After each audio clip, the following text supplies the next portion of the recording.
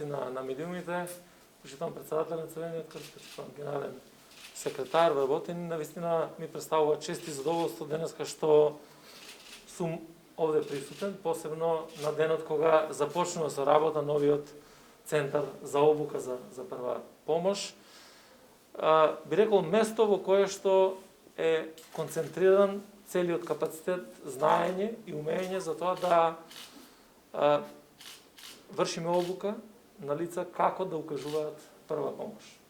И навистина сум среќен што заеднички, преку диалог, преку партнерски однос од Црвениот крст, успеавме да ги направиме сите предуслови за отварање на еден ваков центар за обука за прва помош. Зошто ова го направивме? Го направивме пред се заради интересот на државата, интересот на граѓаните. Бидејќи, и пандемијата со COVID-19, меѓутоа и генерално во животот, знаеме сите дека здравието нема цена, а преку тоа и човечкиот живот, и многу е важно како и во кој момент ќе делувате за да заштитите некаков човечки живот.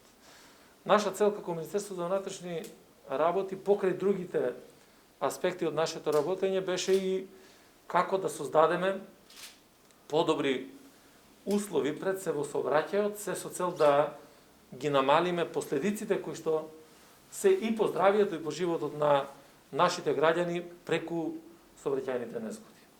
Ние навистина преземавме на опсежна акција во делот на сообраќајните контроли, акција која што даде резултати. Тие резултати се прво 2020 година заврши како година со најмалку жртви во сообраќајот и со најмалку сообраќајни незгоди во кои што имаме тешки телесни повреди. Ова е само мотивација за нас да продолжиме и понатаму по истиот пат и мислам дека успехот и ваквите резултати ќе се подобрат и преку навистина функционален центар за прва помош во кој што идните возачи ќе можат да стекнат вештини, знаења и искуства за тоа како да се укаже прва помош. И во услови кога се случува било каква сообраќајна незгода, во кој што имате лица со потешки телесни повреди, многу е важно моментот на укажувањето на првата помош. Знам дека најголемиот дел од работите се изместија во општеството во минатото. Многу од исклучоците станаа правила на однесување на живот во институциите и многу од идните возачи бараа начин како да дојдат до потврда за прва помош, не до знаење, до искуство. И ако сакаме да го менуваме системот, тогаш оваа промена која што ја направивме заедно со Црвениот крст на Република Северна Македонија треба да биде пример. Да го промениме системот и начинот на функционирање. Да знаеме дека секој млад човек кој што сака да се стекне со возачка дозвола, ќе мора пред се да научи нешто во делот на првата помош за да го добие документот кој што е потребен.